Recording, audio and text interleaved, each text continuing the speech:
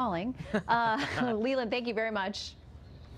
Or the president making a distinction between legal and illegal immigrants, tonight arguing that not everyone who wants to come to the U.S. he thinks would actually embrace America. We also want people to come in on merit. We need people to help us with all the companies that are moving back to the United States. We want people to come in on merit, not people that come in and have no chance of ever loving our country, loving our people.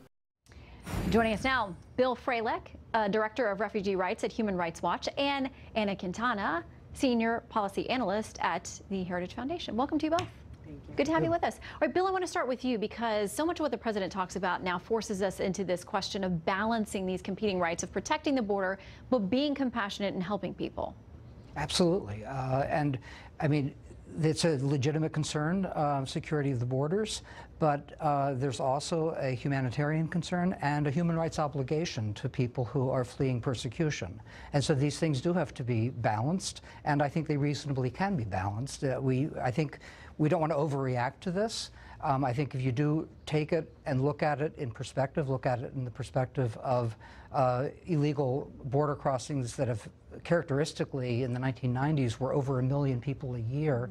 Last year, around 350,000 people were caught crossing, which is really a low. So while there are larger numbers of families coming across, larger numbers of Central Americans, in the scheme of things, it's a manageable problem. Okay, this is what we're hearing from Politico. The White House has given us some comment too. The headline, White House weighs executive actions to block migrant caravan at the border. They go on to say the White House is weighing an executive action and regulatory change to block a caravan of Central American migrants from entering the United States. Under the plan, the Trump administration would publish fast-track regulations that would restrict certain migrants' ability to seek asylum. A tweet from a colleague of yours says, sadly, this is pre-election pandering and politics. The United States is more than capable of managing asylum claims at its borders already.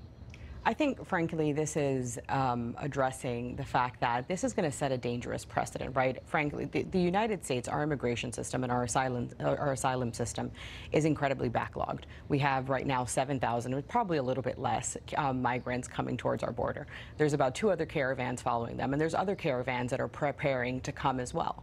And these people are attempting to come to our borders to circumvent and to overwhelm U.S. Department of Homeland Security personnel by their sheer numbers. That's their very own words, right, to overwhelm them by sheer numbers. So imagine the precedent, again, that would set by them overwhelming our personnel. I mean, I think that's simply what the president is responding to. Well, and there's already such a backlog. Everybody agrees that the system is broken in many ways and needs to be fixed. In the Washington Post piece talking about the asylum issue, they say fewer than 10% of Central American applicants are granted asylum by U.S. immigration judges, according to the latest statistics, but many have used the process as a way to gain entry to the United States and remain in the country while their claims slowly proceed through the legal system. And Bill, DHS claims that many of them disappear for good into our country. Yeah, I think if there's a credible system that people believe that they have a chance, they will appear for their hearings and they will be available for proceedings. And if 9 out of 10 of them are denied and they've had a fair proceeding, you know, as a human rights organization, we have no trouble whatsoever with removal. Our concern, though, is for that, you know, it may be 1 person out of 10, but if that person really faces real threats to their life, if they've been extorted and threatened by gangs, the governments of their home countries are not able to protect them, they're faced with this kind of violence, and they do have a legitimate claim, then, you know, we really need to take that into account.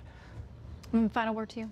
Well, frankly, I mean, they can go to Costa Rica to apply for asylum there. They can go to Panama. They can go to neighboring countries as well that also have similar asylum systems. So it's not so much a situation where they're seeking to escape, or rather to avail themselves of the protection of the United States government, but they're seeking better economic opportunity, and nobody can fault them for that. But at the same time, nobody should fault U.S. authorities for simply, you know, trying to enforce U.S. law. Yeah, it's going to take some real dedication on the Hill to solve some of these problems. In the meantime, thank you both for coming in for the conversation. Good to see you. Thank you. All right, a White House invite for a